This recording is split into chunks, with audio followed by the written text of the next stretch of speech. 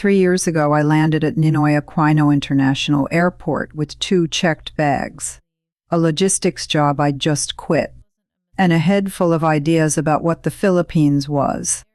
I thought I knew. That's the part that embarrasses me now.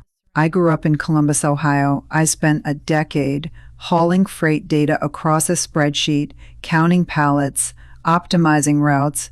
Before I moved, I read articles, watched videos, scrolled through expat forums. I thought I'd done my homework.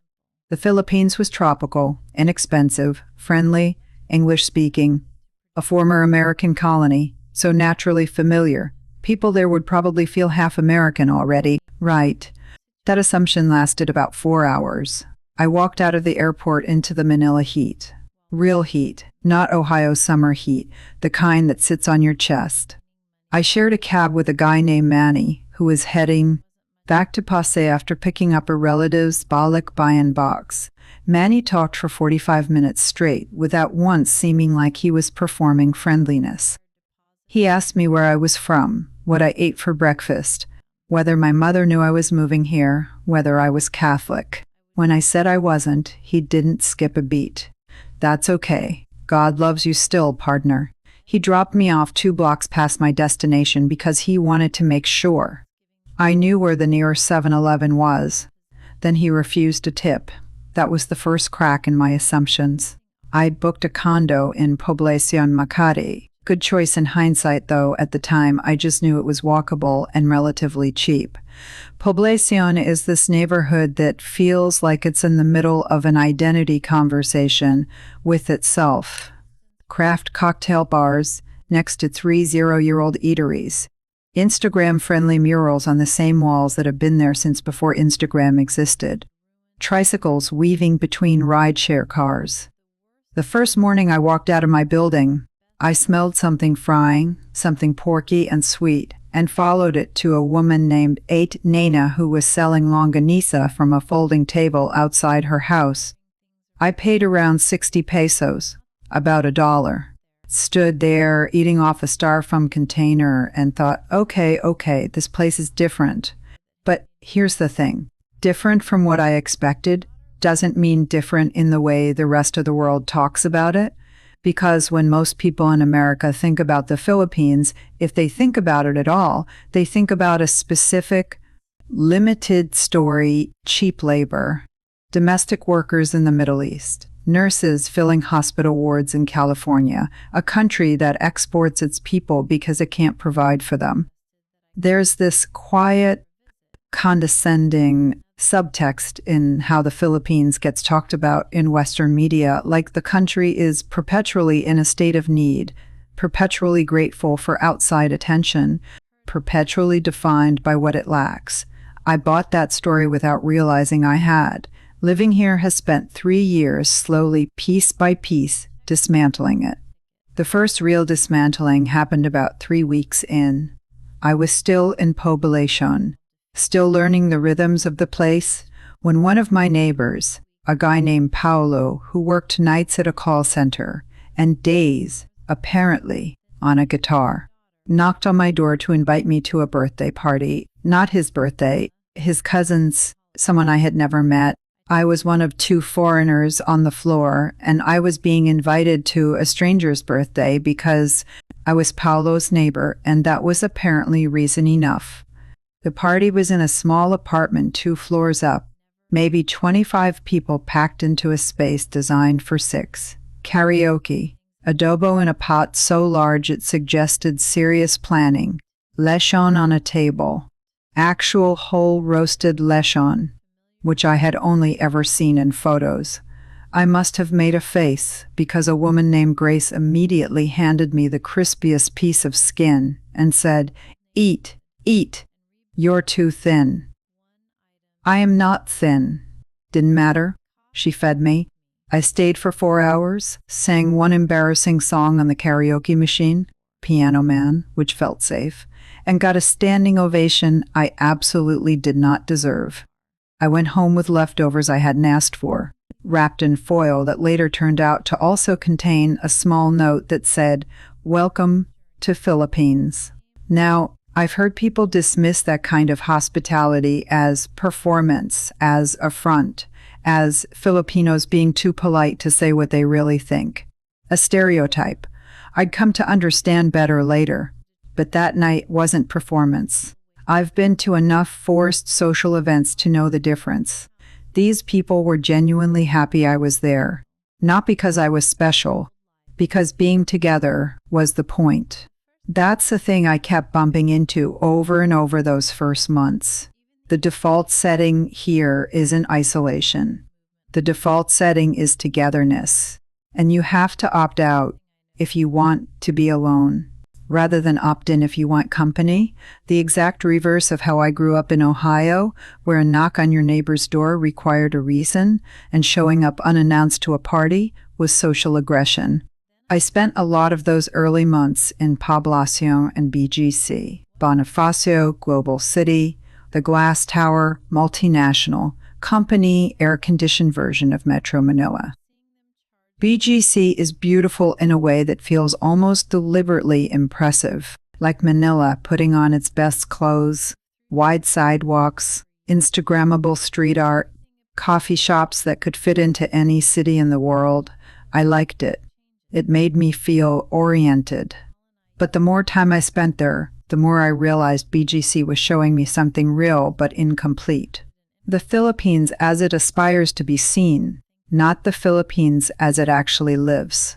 The actually living version was somewhere else.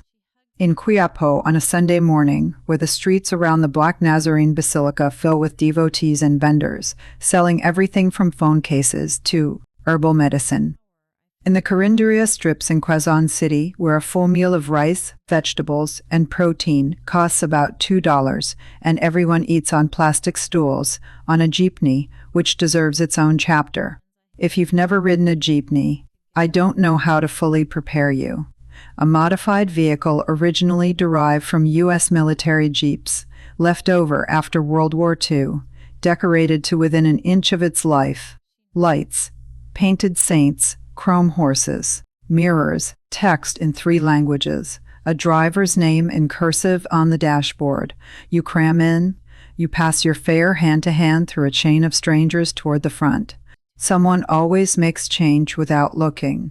Someone always makes room when there isn't any.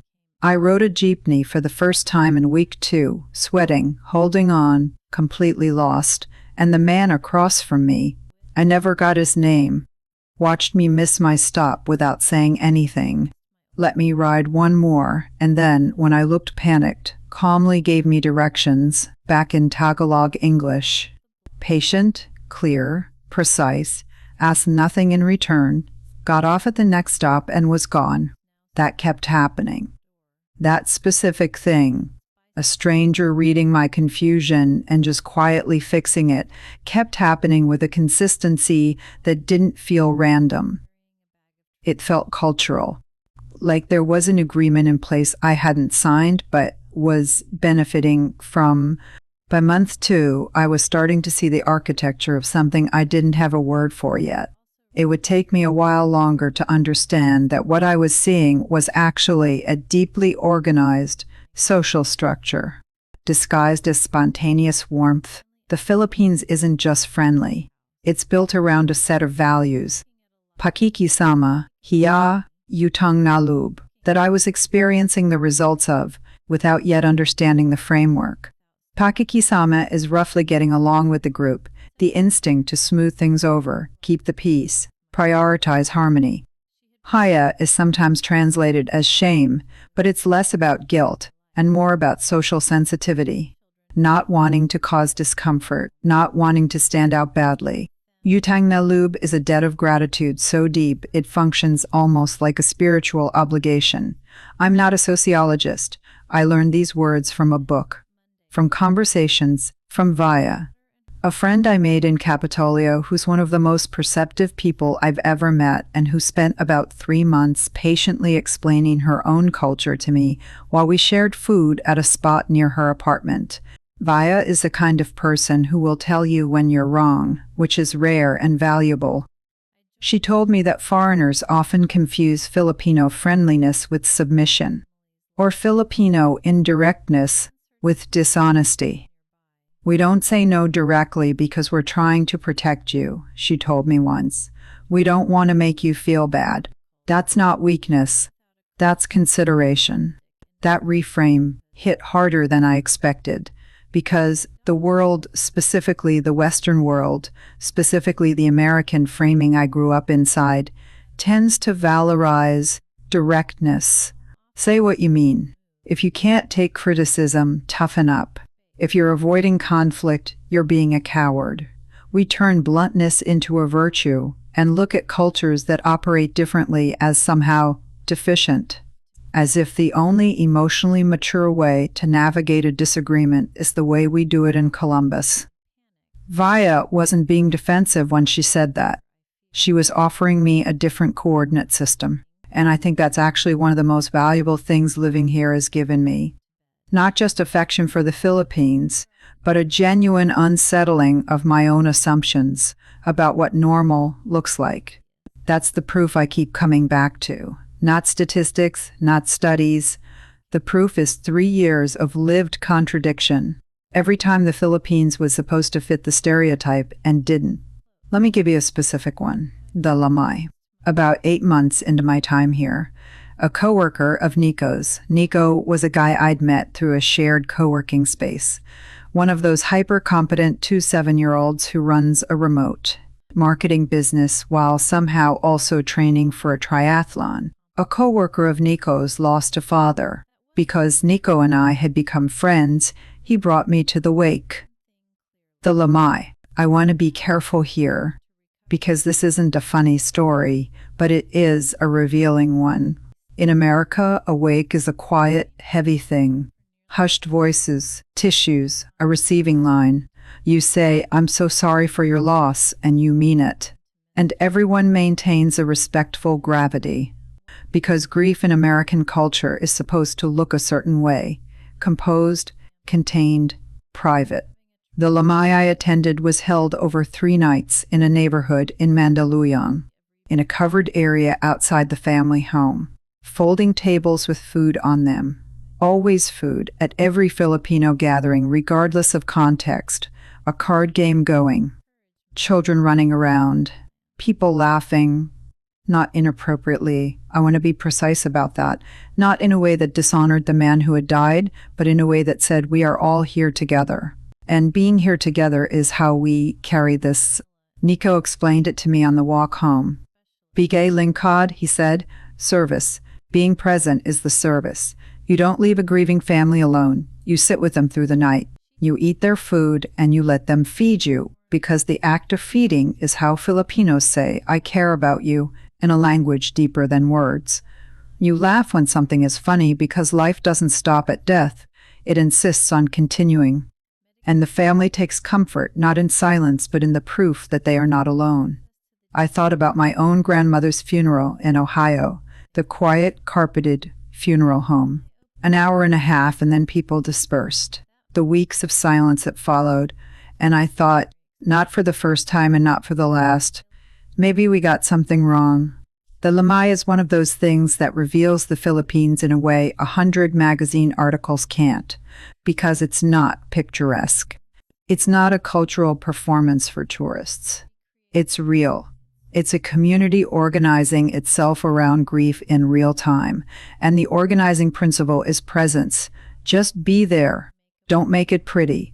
Just be there. That principle shows up everywhere once you start seeing it. It shows up in the way Filipinos handle typhoon season. I should mention I moved here knowing about typhoons in the abstract. The way you know about tornadoes if you've grown up in a place that doesn't get them intellectual knowledge, no gut knowledge. My first typhoon season was a recalibration. The Philippines sits in the Western Pacific typhoon belt and gets an average of around 20 typhoons a year, with several making direct landfall. That's not a metaphor for resilience. It's an annual logistical reality that every Filipino family has a protocol for. When the storm signals went up for my first serious typhoon, I watched my neighborhood transform in a matter of hours. Windows taped, supplies stocked, neighbors checking on neighbors. Manny, the same Manny from the airport cab, who I'd